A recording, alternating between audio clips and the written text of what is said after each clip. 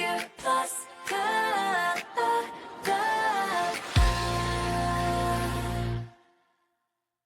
Welcome to the Six Figure Plus Club. I'm Kelly Martins, your host, and today I am joined by Rio Radice, founder of Restfull. Restfull is a software company that has created a fully digital, end-to-end workflow system for dental sleep practitioners, helping practices become more efficient, accurate, and predictable. And what stood out to me about Rio's story wasn't just the company that she's built, but the way she's approached leadership along the way. From learning what deserves her time to making decisions quickly and letting go of what she can't control, her journey is filled with lessons that every entrepreneur can learn from. So Rio, welcome. I'd love to start by having you tell everybody a little bit about yourself, about your business, and how you got into this work. Hey, thanks. I appreciate it. Glad to be here. I actually was not always in the boardroom. So my previous career, I was actually a dancer.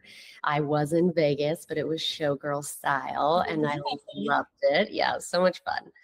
And did theater and was in just a lot of different performances prior to deciding that I was going to become part of the healthcare world. So it all started because I got injured. And so I had to, unfortunately, start working and get a big girl job.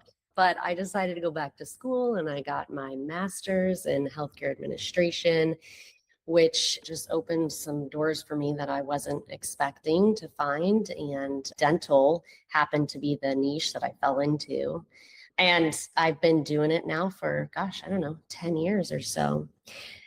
I first worked for the smallest DSO ever called Heartland Dental. I'm sure those dentists out there know what I'm talking about. But I eventually outgrew that. The area in which we were at was small in Kansas City. And so the region itself was, there just wasn't any more growth options for me. So I decided to take a huge leap of faith and try something much smaller, and in which I started building this software. Kind of went to the mom and pop shop and was like, let's see where we can take this. And now I've been here 4 years and created this software. It's been crazy. It's been a crazy journey, crazy ride, but yes. Tell us about the software so people understand what it does, what its purpose is. Dive into that a little bit. So the software itself is it's an EMR, sort of electronic medical record keeping software. And it is a place that dentists can input their patients and then follow a journey for the patient of getting diagnosed with sleep apnea and then getting treated with an oral device, as opposed to getting treated with a CPAP machine. So there's a ton of steps for that to happen. And it's very tricky to get reimbursed from the medical insurance. So we help facilitate those steps, make it super simple, kind of take it from a nightmare to a restful dream. And that's kind of our motto. But the goal is to get these dentists reimbursed for the oral device and the work that they've done, and then the patient can have the treatment they need, as opposed to something that may be difficult to use or they just don't use at all. So I feel like everybody listening has probably had some sort of nightmare when it comes to, health insurance and getting reimbursed and all of that. So you went for your master's degree, and then you worked for a company, and then you decided to go off on your own. What did the mental piece of that look like for you? Was there like a moment where you're like, I can't work for anybody else now. I'm going to go out on my own. I'm going to do this. What did that transition look like for you? Yes, it was scary, of course. When you're used to corporate world, you're going to have a paycheck. You have the insurance. You can go home and sleep at night because you're not taking the stress home with you typically, because it's not your business. You're there to work, and of course committed to the mission and the goals and whatnot, but it's not yours. And so it's like, once you have a baby, right? It's like that's where your mind is at 24/7, and you don't really get to take vacations, and you have to focus on finding the priorities that are worth your time. I think I mentioned that earlier. And it can be it was so scary, but now that I'm here after 4 years, it's like there's a sigh of relief because I have a whole team behind me that believes in the same mission and the goals. And so yeah, the whole transition was scary. There's no other word for it. Yeah, yeah, I agree. I felt the same way. It's like you take a risk, you take the leap, and it can be really hard at times, but once you get to where you want to be, it's just like, oh, I did it. Like Yeah. that's amazing. So was there ever a point through this journey where you've kind of questioned if building a software company was the right path for you? Most definitely, because I'm not a subject matter expert on development or software.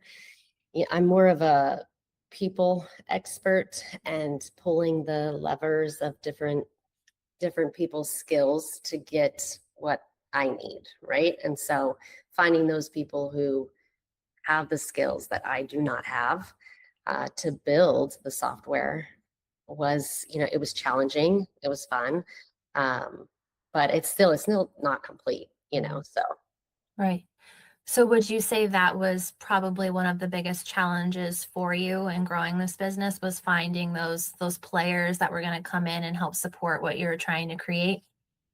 that's a that's a good one. Yes, it is. Probably one of the biggest challenges that people don't talk about though is what it does to your can do to your personal life, because it's it's messy. And when that becomes your baby and that becomes your priority, and you have to weigh what's more important, and you can't have it all the time. So I would say that's a huge challenge, with building a business, is prioritizing.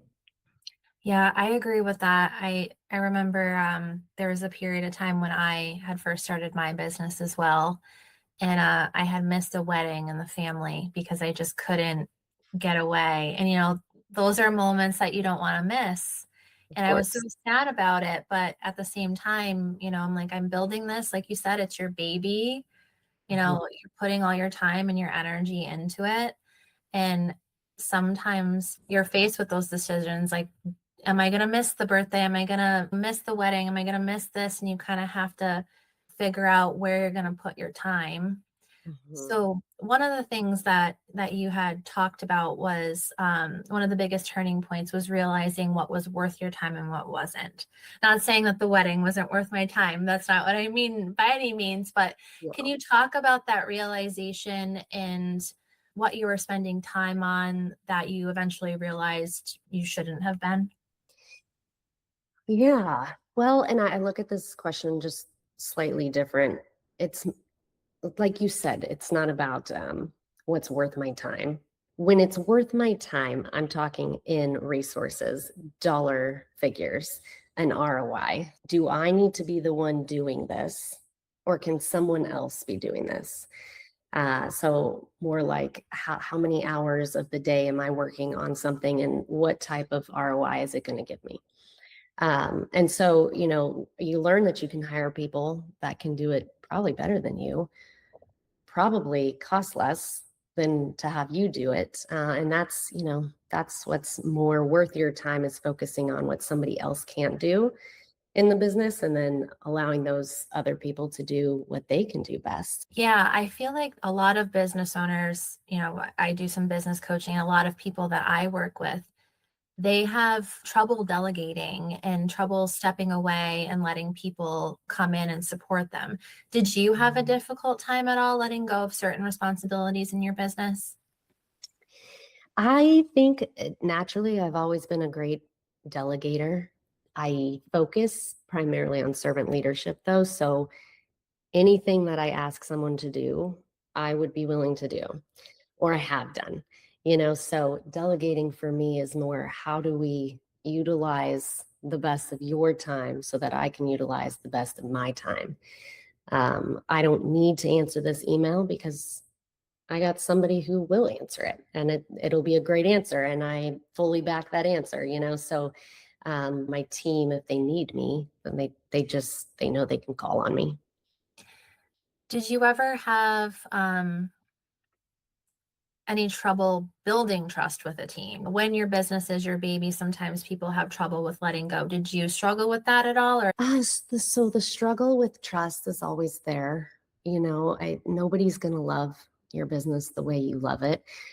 I think the biggest piece is building that trust, respect for the people that work for you, and they have to trust and respect you. So there's this saying, like, nobody cares how much you know until they know how much you care. So they're really like following you. They're not following the business. They don't, it's not their baby, but they care about you. And so whatever you care about, they're going to care about. Um, and so, yes, circling back, trust itself, it comes with time, and it comes with a lot of messing up and then apologizing and being transparent and open and just letting people know that they can mess up. So then, the trust can be there. I love that answer. What advice would you give to business owners who feel like they have to do everything themselves? Oh, goodness. Well, you're probably not going to get everything done, first of all.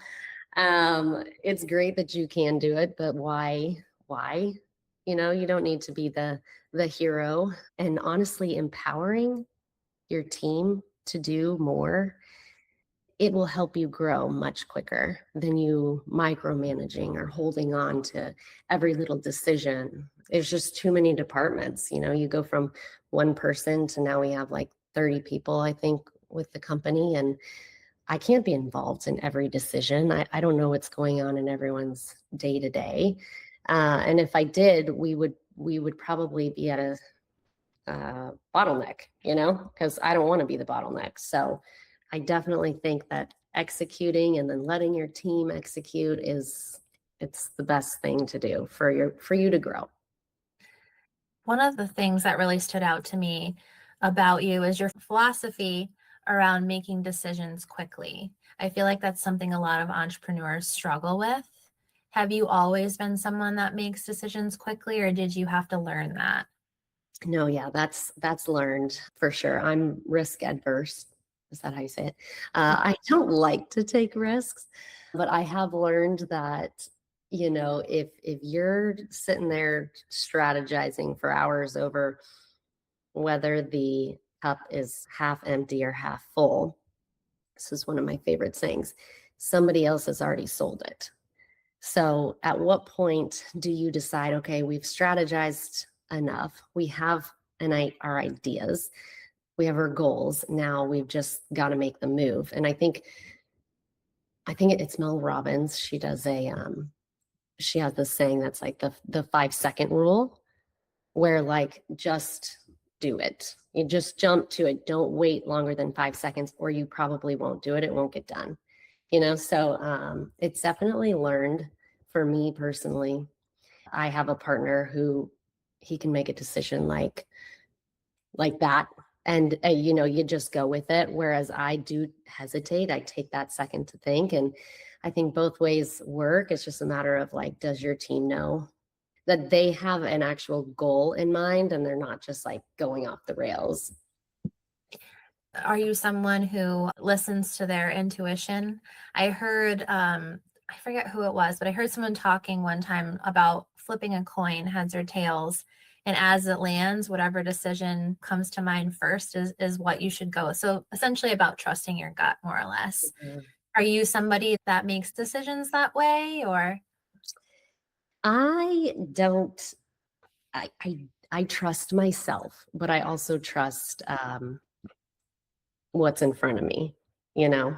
And so even though my gut, or I may want to believe something else, you do have to have those accountability partners that show you what's real and and you see the actual numbers. And then from there, okay, we can create a strategy on what decision we're going to make. But I'm not a very throw it in the air kind of person, and it scares me.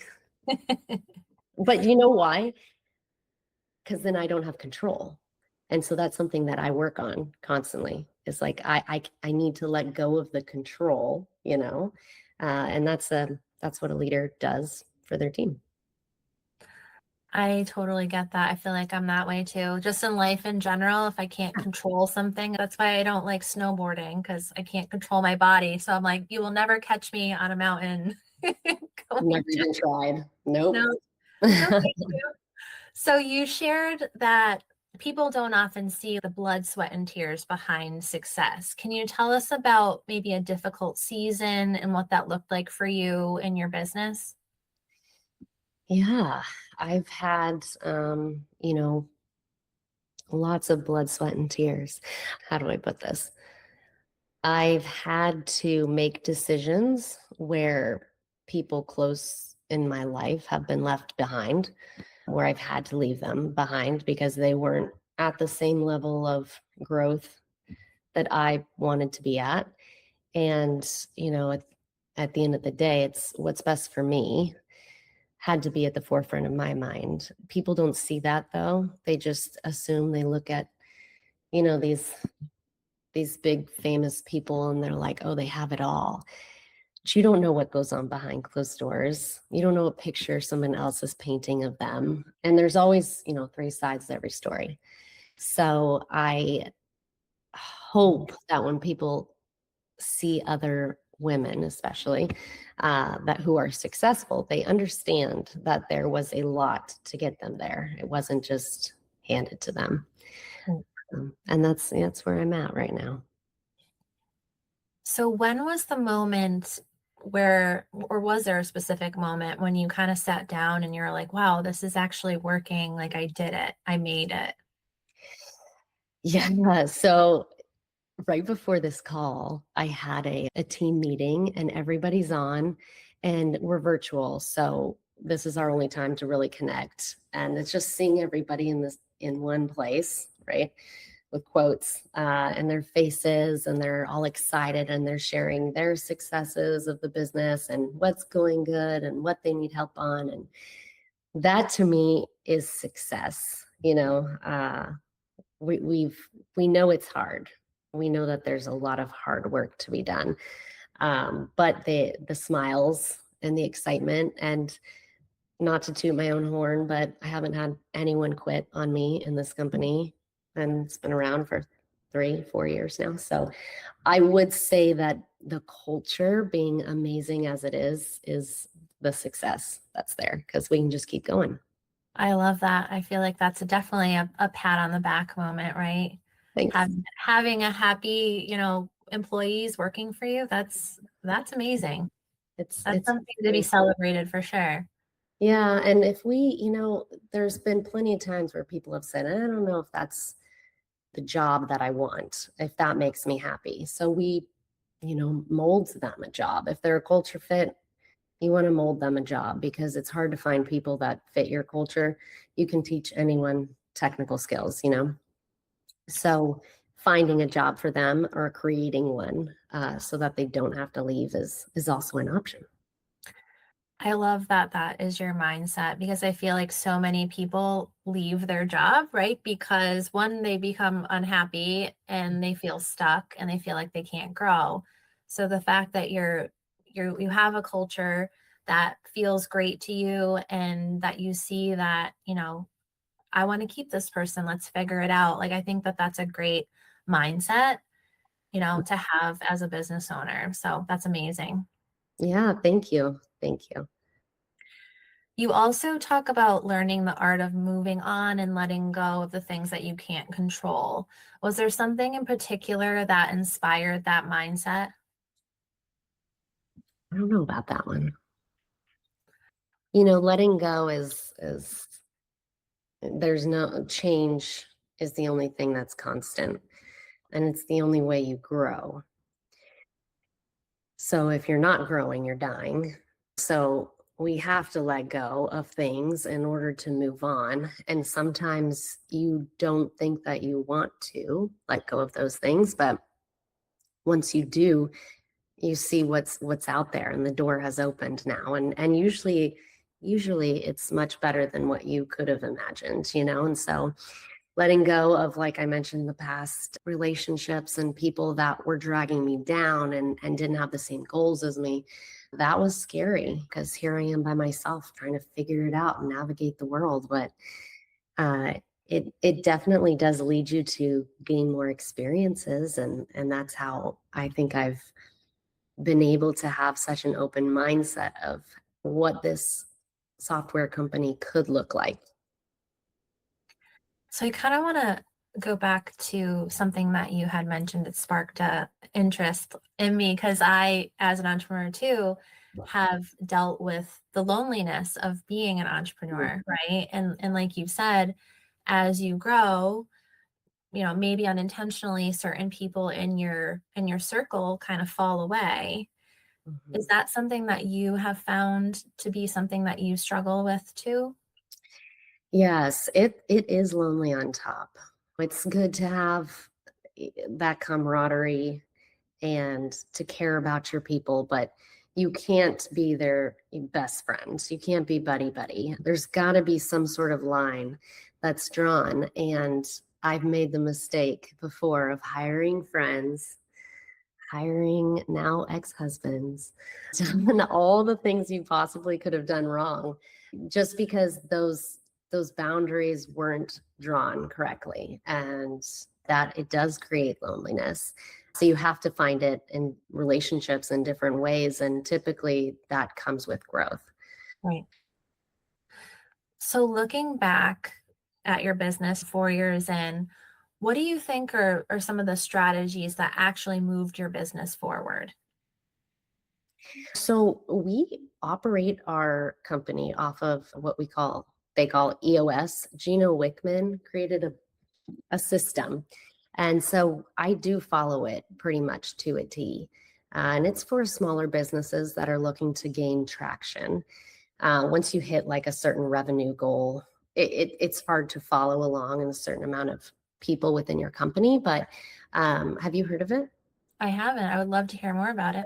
Yeah, so you essentially meet as a leadership team once a week, about an hour and a half, and like that is gold. Like you never miss it. There has to be such a good reason for you to cancel it because this is the most important meeting of your week.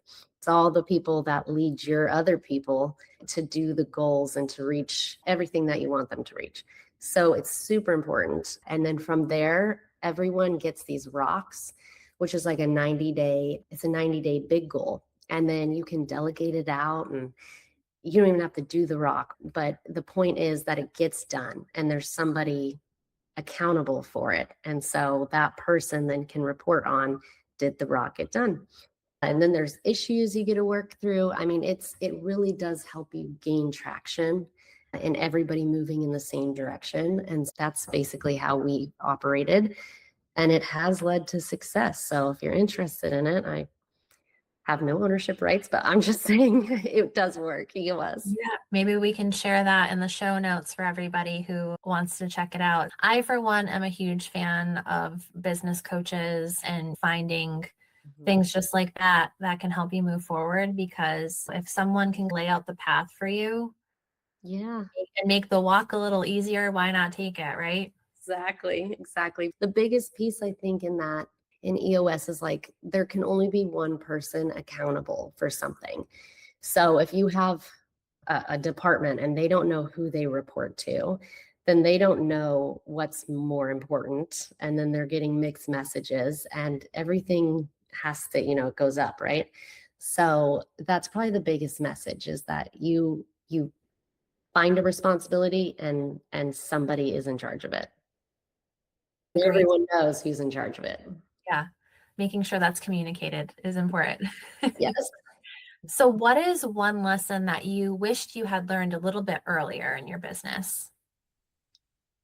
Don't hire your friends and family. There's a start. No, you know, letting go is huge. So I love to delegate. Like I said, I love seeing people, enjoy what they're doing, but learning what my skills are versus what my weaknesses are is a lesson, because I may think that I'm good at something, but I'm not. Maybe I'm not, and so if you find somebody else who's better at it, then that whole idea of letting go of that control probably would have been great to learn or to have in my back pocket earlier, but it's just something you learn. So if someone listening feels stuck because maybe they're afraid to make the wrong decision or to delegate or to do something that will move their business forward, what would you want them to know? I think that working, and I'm sure you've heard this before, working on the business as a business owner versus in the business. Yep. If you're doing the day-to-day tasks, chances are you're not growing. You've got to be able to hand it off. And so for somebody who maybe doesn't know if they should go left or they should go right, truly pick one and give the other one to somebody else so that you can just start doing something. I'm not saying fly the plane before you build it necessarily, but just do it. What is it? The Nike? Doesn't Yeah. Nike? Just do it. Just do something. People get stuck in creating the processes or, the simple things like what should my logo look like? All those are time suckers because people don't remember that. They remember the way you made them feel, whatever it is that you're selling. Like they remember how they feel about it. And so going off on tangents here, I mean, it just at the end of the day, just take a step forward. Any step. Yeah. Something that has always helped me is just making lists. Like one side, what am I good at? What am I not good at? What do I love? What do I not love? And then, that list of things I don't love and the list of things that I'm not good at, that's what I start with delegating. Oh yeah, that's great. Let's Or get rid of all the crap we don't like doing and that we suck at. yes. Or get an accountability partner. Like know that person in your business that will tell you what you should, can help you at least align your priorities and get you going, motivate you. I love that. Rio, thank you so much for being here and for sharing your journey so openly. I think one of the biggest takeaways from today's conversation is that growth isn't about trying to do everything. It's about making intentional decisions and focusing on what truly matters. And I think that's a message that so many entrepreneurs need to hear. And for everyone listening who would like to connect with Rio or learn more about Restfull, I'll make sure to include her information in the show notes. And Rio, thank you again for being a part of the 6 Figure Plus Club. Hey, thanks, Kelly. I appreciate it. It's nice to meet you. Nice to meet you too.